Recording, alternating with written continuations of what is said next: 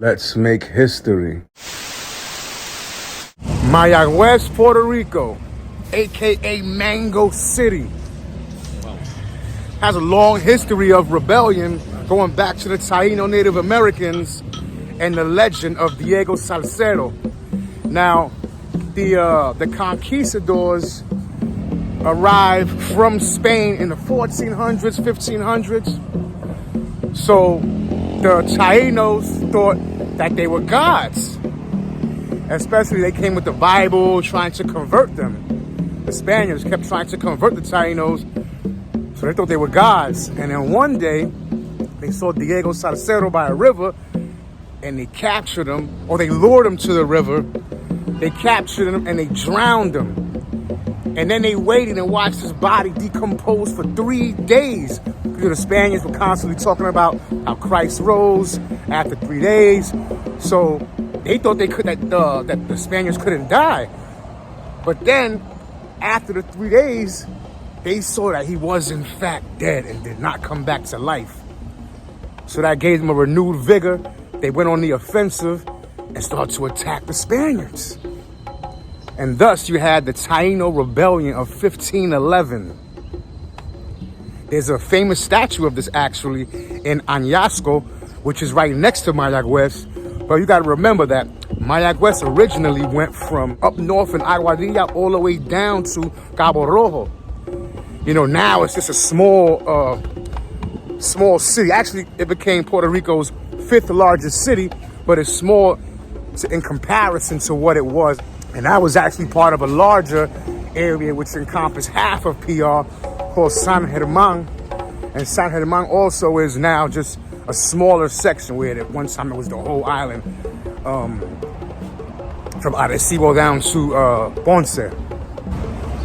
Mayagüez, though, was actually founded in 1760 by the Matos brothers and others. And they came and they set up a church.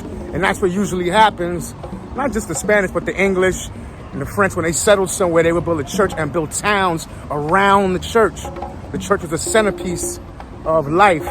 But they named that church Our Lady of Candelaria, which basically means Our Lady of the Canaries, as in the Canary Islands, which is an archipelago or a series of islands, Spain, right between Spain and Western Africa. So they came from there, and these are the people who founded the actual town of Mayagüez, which is a town at the time. Now, as I stated, it's a big city of Puerto Rico. And there's a huge Puerto Rican icon and legend, Eugenio Maria de Hostos, or people know it as Hostos. There are colleges named after him. One, which was in Puerto Rico, was actually closed. And there's one over here in the States as well, in New York. He was born in Mayagüez in 1839, and he was a lawyer, philosopher, essayist, freedom fighter. You even say politicians, an official politician, but he was heavily involved in politics as far as bringing about independence for Puerto Rico. And that's a topic for another time, telling his story. But in a nutshell, when he died in Santo Domingo in Dominican Republic, and he stated in his will that he wanted his body to remain in Dominican Republic until his homeland, Puerto Rico, achieved independence. And when that happens, if that ever happens, he wants his remains shipped back to Puerto Rico.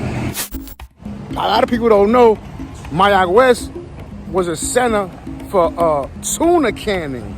80% of tuna products in the United States were canned in Mayagüez. And this went on for like years, from the 60s all the way to like the late 90s. It has 21 neighborhoods or 21 barrios. And unfortunately, you know, they have some of the worst housing projects on the island. Check out my video on the 5 most dangerous cities in Puerto Rico. And in the comments, somebody had hit me up who's actually, you know, from the island and was saying, hey man, you never mentioned Mayagüez. They have some of the worst projects in PR. So that's just the reality. But this story is dear to my heart because my grandfather, Wilfredo Mendez, was born in Mayagüez in 1931. Now, that part of my family is actually from Moca, which is further up north by Aguadilla. And it's funny because it's because of him how I got the name Will. His name was Wilfredo, but my grandmother, when she was giving birth to my father, she wasn't a big fan of his name. So instead of naming him Wilfredo, she named him William, and that's how I became William.